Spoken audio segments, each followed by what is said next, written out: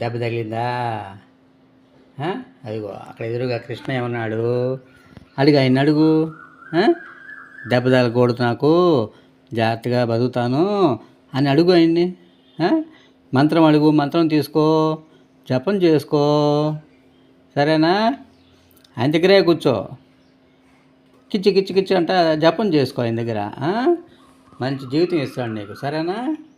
ఇక్కడే కూర్చో. మంత్రం చెప్పనా?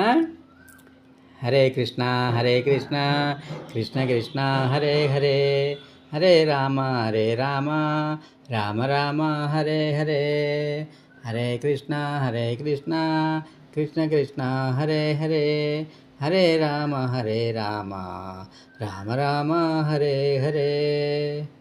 అను నువ్వు అనమ్మా. తెలంగాణ నిద్రపోతావు.